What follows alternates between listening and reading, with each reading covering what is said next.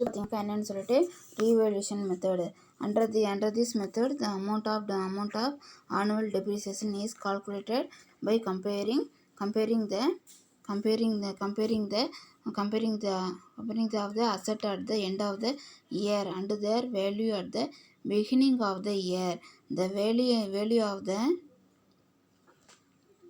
the asset at the end of the year is determined with the consultation of relevant experts.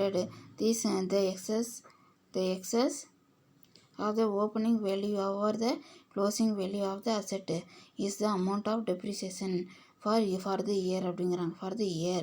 சரியா? அதே மாதிரி this method is used for livestock and loose tools etc.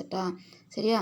மறுமதிப்பீட்டு முறையில் ஆண்டுதோறும் தேய்மானமானது சொத்தின் ஆண்டு இறுதி மதிப்பினை அச்சொத்தின் ஆண்டு தொடக்க மதிப்போடு ஒப்பீடு கணக்கிடப்படுகிறது. சரி, அந்த ரிவல்யூஷன் மெத்தடில் என்ன பண்ணுறாங்க, ஓப்பனிங் இயரையும் க்ளோசிங் இயரையும் வச்சு என்ன பண்ணுறாங்கன்னு சொல்லி பார்த்தீங்கன்னாக்கா அது வந்து கால்குலேட் பண்ணுறாங்க அப்படிங்கிறாங்க. சொத்தின் ஆண்டு இறுதி மதிப்பானது அத்துறையில் சிறந்து விளங்கும் நபரின் உதவியோடு தீர்மானிக்கப்படுகிறது. அது யார் நல்லா எக்ஸ்பீரியன்ஸ் ஸ்டாஃபாக இருக்கிறாங்களோ அவங்களோட ஹெல்ப்போடு என்ன பண்ணாங்க அது கால்குலேட் பண்ணுறாங்க. ஆண்டு இறுதி மதிப்பு ஆண்டு தொடக்க மதிப்பிற்கும் உள்ள வேறுபாடு அந்த ஆண்டுக்குரிய தேய்மானமாக கணக்கிடப்படுகிறது. இம்முறையானது கால்நடைகள், விடுகருவிகள் போன்றவையில் பயன்படுத்தப்படுகிறது. அதுதான் லிவ்ஸ்டாக்கு, லூஸ் டூல்ஸ் எக்ஸட்ரா. இதுக்கெல்லாம் என்ன பண்ணுறாங்க அதை கால்குலேட் பண்ணுறாங்க அப்படிங்கிறாங்க. சரியா? அதே மாதிரி பார்த்தீங்கன்னாக்கா நெக்ஸ்ட் என்னன்னு சொல்லிட்டு ஆண்டு இறுதி மதிப்பிற்கு இம்முறையானது கால்நடை, விடுகருவி போன்றவை பயன்படுத்தப்படுகிறது. ஈடு நிதி முறை. அடுத்தது பார்த்தீங்கன்னாக்கா என்னன்ட்டு singing fund method. This method is adopted especially when it is desired not merely to write off an asset but also to provide enough fund to replace an asset at the end of its working life. Under this method the amount charged as depreciation is transferred to depreciation fund and invested outside the business. The investment is made in safe security which offer a certain rate of interest. Interest is received annually and reinvested every year along with the amount of annual depreciation on the expiry of the life of the asset. The investment are sold and the sale pursued are used replacement of the asset. This method of depreciation is suitable for asset of higher value. சரி, higher value. This method is also known as depreciation fund method. Those is method not only tax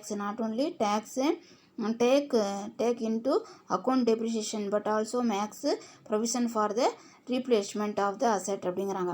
சொத்தின் பயனுள்ள வாழ்நாள் முடியும் வரை தேய்மானம் மட்டும் நீக்கப்படாமல் சொத்தினை மாற்றம் செய்வதற்கு போதிய நிதியை ஏற்படுத்த வேண்டும் என்று விரும்பும் போது இம்முறை பயன்படுத்தப்படுகிறது. அதே மாதிரி இம்முறையில் தேய்மான தொகையானது தேய்மான நிதி கணக்கிற்கு மாற்றப்படும். சரி, அதை ஃபண்டு டெப்ரிசியேஷன் ஃபண்ட் அக்கௌண்ட்டுக்கு என்ன பண்ணிடுவாங்க, ட்ரான்ஸ்ஃபர் பண்ணிடுவாங்க. சரியா? நிறுவனத்துக்கு வெளியே முதலீடு செய்யப்படுகிறது. அவுட் சைடு இன்வெஸ்ட்மெண்ட் என்ன பண்ணிடுவாங்க. ஒரு குறிப்பிட்ட வட்டியை ஈட்டி தரும் பாதுகாப்பான முதலீடு செய்யப்படுகிறது. சரி, குறிப்பிட்ட வட்டி அவங்க ஈட்டி கொடுக்கக்கூடிய இன்வெஸ்ட்மெண்ட்டில் என்ன பண்ணுறாங்க, அதை இன்வெஸ்ட்மெண்ட் பண்ணுறாங்க. தேய்மான தொகையோடு ஆண்டுதோறும் பெறப்பட்ட வட்டி ஆண்டுதோறும் திரும்ப முதலீடு செய்யப்படுகிறது. சொத்தின் வாழ்நாள் முடியும் போது முதலீடுகள் விற்கப்பட்டு புதிய சொத்தினை பெறுவதற்கான விற்பனை தொகையானது பயன்படுத்தப்படுகிறது. சரியா? அதே மாதிரி உயர்ந்த மதிப்புள்ள சொத்துக்களுக்கு இம்முறை பொருத்தமாக உள்ளது. அதே மாதிரி ஹை வேல்யூ உள்ள அசட்டுக்கு எப்படி ஹையர் வேல்யூ உள்ள அசட்டுக்கு இது சூட்டபுளாக இருக்குதுங்கிறாங்க. சரியா? நெக்ஸ்ட் என்னன்னு சொல்லி பார்த்தீங்கன்னா கணக்கில் எடுத்துக்கொள்வதோடு மட்டுமல்லாமல் சொத்தினை மாற்றி அமைப்பதற்கு தேவையான நிதியை ஒதுக்கீடு செய்கிறது. அமௌண்ட்டை மாற்றி கொடுக்குறது, அசட்டை சேஞ்ச் பண்ணி கொடுக்குறது மட்டும் இல்லாமல் அமௌண்ட்டை என்ன பண்ணுதுன்னு சொல்லி பார்த்தீங்கன்னாக்கா இது சரியான முறையில் வந்து அதை வந்து கொண்டு வரதுக்கு இது ஹெல்ப்ஃபுல்லாக வந்து இருக்குதுங்கிறாங்க. சரியா, இது வந்து தேய்மான தொகையினா தேய்மான நிதி கணக்கிற்கு இந்த டெப்ரிசியேஷன் ஃபண்ட் அக்கௌண்ட்டுக்கு வந்து கொண்டு போயிடுறாங்க. அதேமாதிரி வட்டி வந்து என்ன பண்ணால் வருஷம் வருஷம் என்ன பண்ணுறாங்க, திருப்பி ஏர்ன் பண்ணுற மாதிரி ஒரு இன்வெஸ்ட்மெண்ட் வந்து பண்ணிடுறாங்க. அது மட்டும் இல்லாமல் என்ன பண்ணுறாங்கன்னு பார்த்தீங்கன்னாக்கா, இந்த ஹையர் வேல்யூ அசட்டுக்கு மட்டும் இது வந்து சூட்டபுளாக வந்து இருக்குது. சரியா, அதேமாதிரி நெக்ஸ்ட்டு பார்த்தீங்கன்னாக்கா, சொத்தினை மாற்றி வந்து அமைக்கிறதுக்கும் நிதியை வந்து ஒதுக்கீடு செய்கிறதுக்கும் இது ஹெல்ப்ஃபுல்லாக வந்து இருக்குதுங்கிறாங்க. சரியாப்பா, இதுக்கு நடத்தின வரைக்கும் படித்து பாருங்கள். டவுட் இருந்தால் கேளுங்கள், ஃபோன் பண்ணி கேளுங்கள், டெஸ்ட் எடுத்து சென்ட் பண்ணுங்கள். தேங்க்யூம்மா.